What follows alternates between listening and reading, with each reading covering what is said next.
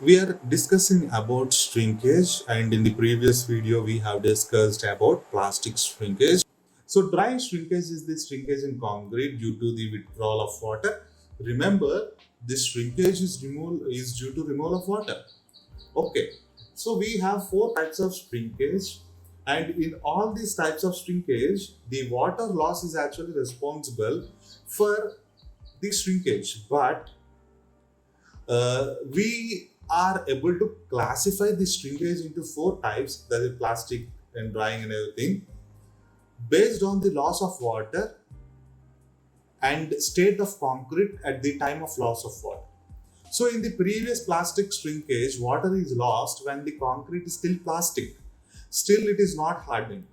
In the second case, here also water loss only leading to the shrinkage, but when the concrete is hardened, the water is going to be lost, and that leads to drying shrinkage. So drying shrinkage in the concrete when the concrete is dried. So the drying shrinkage of concrete is similar to the mechanism of drying of timber.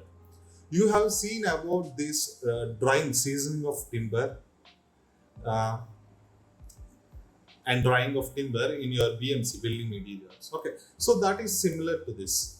So drying shrinkage occurs due to the movement of water from the inside of the hardened concrete towards outside. See, for example, this is a concrete beam, and there is some water, and this is hardened concrete, and this water is going to come out, okay, move outward to the outer layers. So this movement of water occurs in two ways. One is reversible and other one is irreversible. So as we seen above, the movement of water towards outside causes this drying shrinkage, but the movement can be reversible, which leads to expansion of concrete. So drying shrinkage is reversible but depends on certain factors. Something like, see here, this figure helps, of course. Let me first show this. This figure helps you to understand the reversible and irreversible parts of shrinkage. So when the concrete is stored in water or stored in air, this is stored in wet condition and stored in dry condition, which we have seen even in the case of creep also, in the reverse of creep. So what happens is, when the concrete is cast, it has no deformation, but if you store the concrete member in air, it is going to shrink, it is going to contract, because the water is being lost, it is being exposed to air. But what happens is, it is going to be reversible when it is again supplied with moisture. Okay, so that is what we call as reversible shrinkage. It can come back to its, the deformation in the body can be reduced when it is supplied with moisture again. But what happens if it is completely submerged, thick layer in the water, stored in water? It is not air dry. It absorbs water and it is going to swell actually. Ubbutundi. Something like anything. So the irreversible part of this shrinkage is due to formation of additional physical and chemical bonds in the cement gel when absorbed water has been removed. So just let me give you the step-by-step process of how this is going to happen. See, when the concrete dies, first of all, there is a loss of free water, that is water in the pores inside the concrete, okay, which do not have any physical contact, will come out. And this process induces internal relative humidity differences within the cement-based structure, isn't it? So this is the concrete beam cross section. There is a water inside the capillary pores, and when the water comes out, what happens is there is a lack of water inside this and there is a water on the outer sides of this concrete.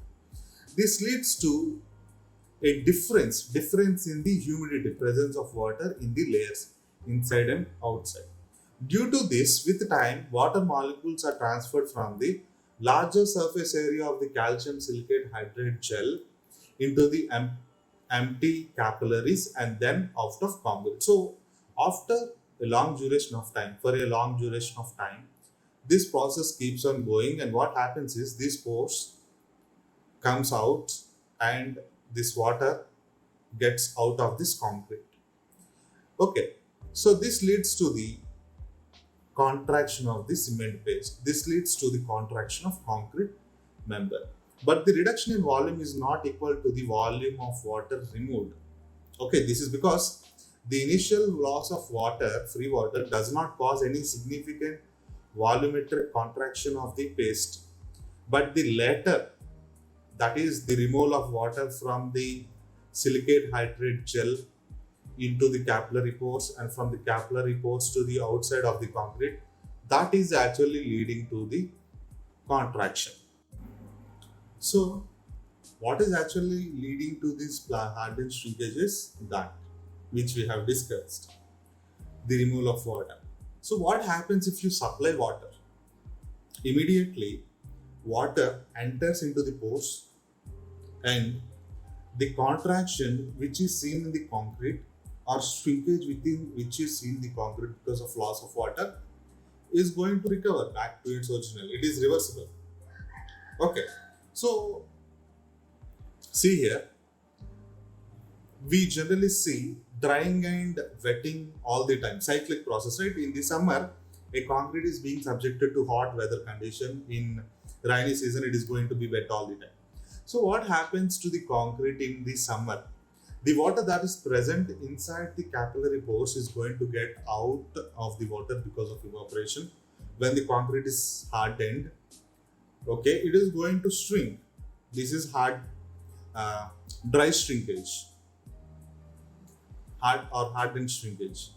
But what happens is in the rainy season, when there is a rain, the concrete surface is going to be get wetted and the water enters inside these capillary pores and it is going to recover. It is a reversible. Okay, the shrinkage strain that is seen in the body is going to decrease. Okay, but the movement of moisture initially from inside to outside or outside to inside will depend on these three things: range of relative humidity. What is the difference in humidity, moisture content outside and inside, composition of concrete, and degree of hydration. At how much amount of hydration has been carried out. Okay, so you can see in this image the cyclic process of this wetting and drying. See, when the concrete is dried in air, it is going to lose water and the contraction is going to increase. It is going to shrink, decrease in its dimension. But what happens when water is applied on the surface of the concrete? Shrinkage strain is going to decrease. And again, in the summer, it is going to increase contraction. And in the rainy season, it is going to, I'm just taking this as summer and rainy season because this is a cyclic process. This makes you understand this easily. And again, and again, and again. This is how it looks. Okay, so this happens with respect to time over a period of time. And what are the factors we have discussed earlier? So the factors that are affecting this shrinkage here is relative humidity. Okay, moisture difference between the outside and inside of the concrete. And water by cement ratio and aggregate cement ratio and grading and size of aggregate. For example, if you see in this figure, this is water by cement ratio taken on x-axis and y-axis it is shrinkage. When the water by cement ratio is actually decreasing, see here, aggregate content by volume percentage of concrete. 50%, 60%, 70%, 80%. See, when the aggregate is something like 80% of the total volume, what happens if the water by cement ratio decreases? The shrinkage also increases slightly, but over a period of time it reaches a value and remains in that way. It is not going to increase any further. See here, after 0.4 water by cement ratio, after this further increase in water by cement ratio is not leading to the any shrinkage, increase in shrinkage strain. But when the concrete has lower percentage of aggregate, you can see here the shrinkage strain is going to be higher. So you can say that in order to decrease this drying shrinkage, you have to consider adopting higher percentage of aggregate. If you take more amount of use higher percentage of aggregate for the concrete, that can lead to the decrease in the shrinkage. And moreover, as you can see, based on aggregate type also, okay, aggregate type, sandstone, grave, basalt, granite, limestone and quartz. This sandstone is responsible for higher shrinkage of concrete. And the third one is heterogeneous shrinkage.